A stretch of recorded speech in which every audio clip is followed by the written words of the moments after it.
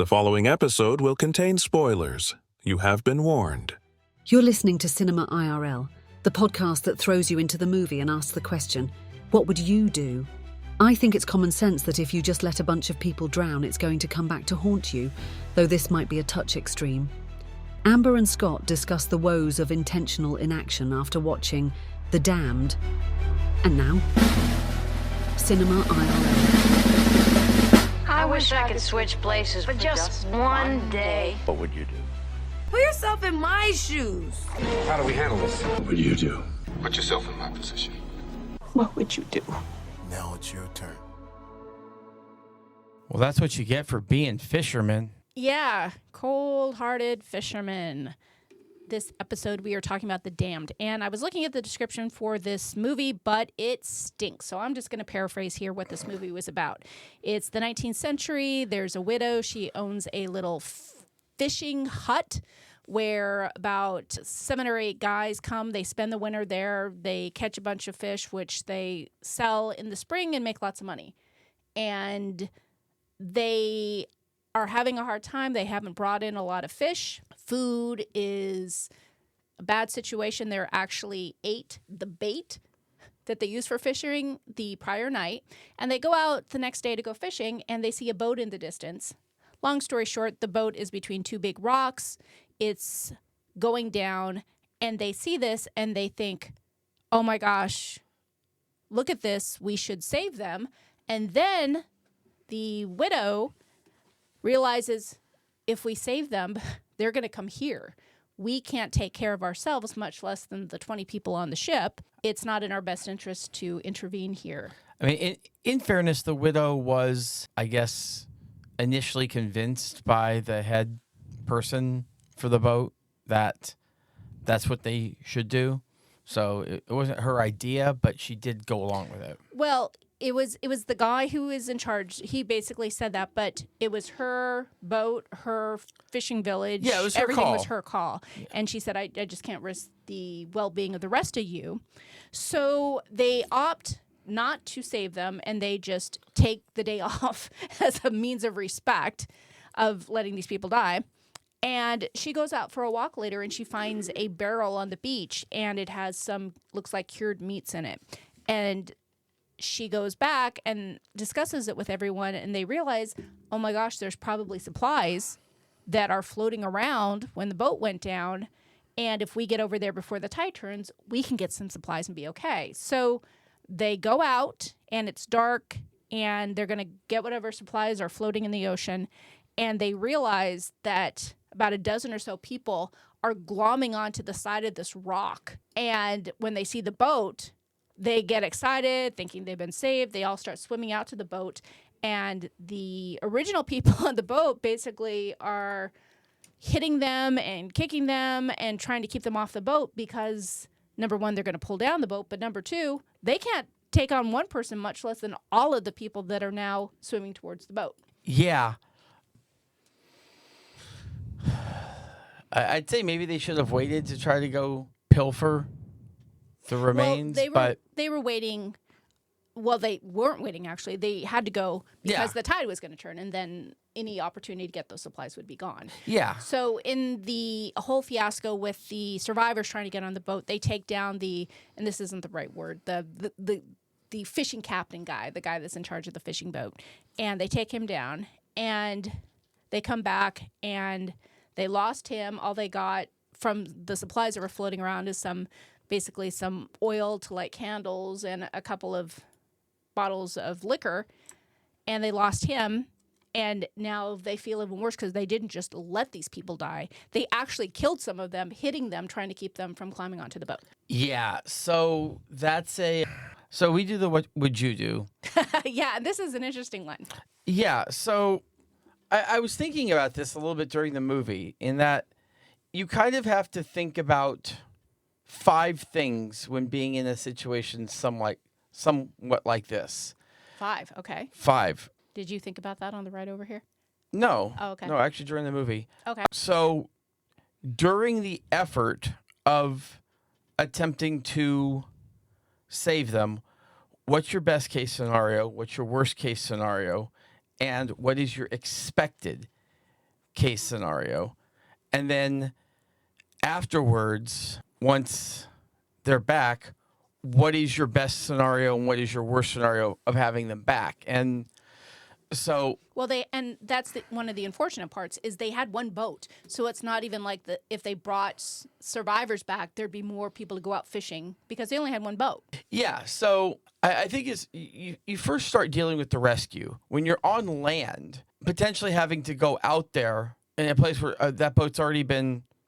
I don't know. There could be some level of danger just involved in getting out there. Yeah. Oh, absolutely. It was between two large rocks. It definitely could have been dangerous. They also didn't know how many people were there. So, yeah, I mean, you kind of have to go out there like with half a boat, grab 4 of them, steer the boat back, drop them off, go back, get 4 more, and do this X number of times. Well, and at the time, they didn't realize there would be anyone capable of just kind of hugging this enormous rock in the ocean to stay alive. They thought that people would be in the water and it was winter and that they'd freeze. So there wouldn't even have been an opportunity to go back and forth and have there be, 30 to 60 minutes between trips. They assumed that as soon as they hit the water, they are in immediate peril. Yeah, so I can't say that I disagree with the initial call because there is peril to helping them. I mean, in your best case scenario, you go back and forth, or you go back a couple of times and maybe have some people that just hang on to the boat on the sides in certain ways, and maybe you're able to get them through faster. But what do you do when you come back? You don't have enough food for your folks. Hang on. Hold up, sir, Sparky. We're dealing with the rescue process first, and then the aftermath process. Well, if the rescue takes as long as this explanation, everyone's going to be dead. Yeah, well, possibly. That's their. They should have gotten a better navigator. So, yeah, worst case scenario, you lose your entire crew just in the rescue yourself because something happens. Your best case scenario is you go back and forth and you're able to get everyone back. Expected case, you probably can still get most of them. You probably are going to lose some people having to do the back and forth because it obviously was cold. Yeah. Now, deep winter. Your best case scenario when they get back is that, okay, these people somehow are now integrated into the process. They can serve a role in doing this to potentially help us get more food. Well, and they also had limited accommodations, though, so I don't even know if there likely wouldn't have been room for these people, aside from not being able to feed them. Yeah, and then obviously worst case scenario is that they're a huge drain and they cause massive issues. So, and that was the one tricky part here is they were stuck there for the winter. There wasn't like, hey, we're doing this and then we can leave or we can send people. They are stuck there until spring.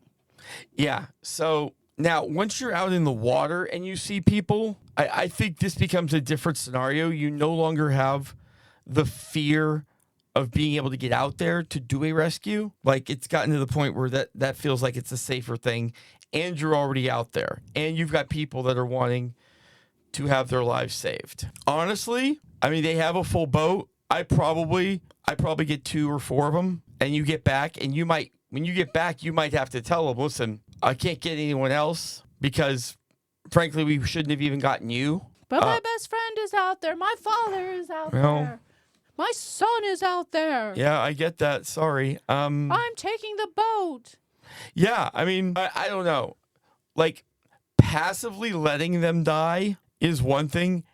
Actively contributing to their death is something else. Well, and that's where we get to the title of The Damned, because they did actually contribute to the people's death. They would have been better off if they had just made that decision, stayed inside, and not found that barrel of cured meat. But when they went back and actually hit people in the heads and stuck them underwater and did all this other things, they had we're going to call this an evil spirit of some sort that then got into their minds, and slowly but surely all of them started either killing themselves, trying to kill someone else, going all wackadoodle. Yeah, I mean, there's not a lot of what would you do at that point. What would you do if you were cursed?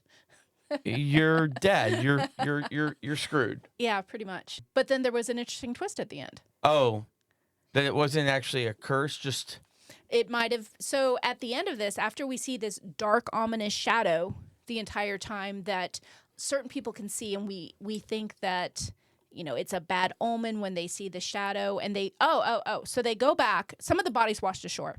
And so they find them on the shore, and they build wooden coffins, and they put them in the coffins, and they nail them shut, and they leave them on the beach. And again, it's freezing cold, so it's okay.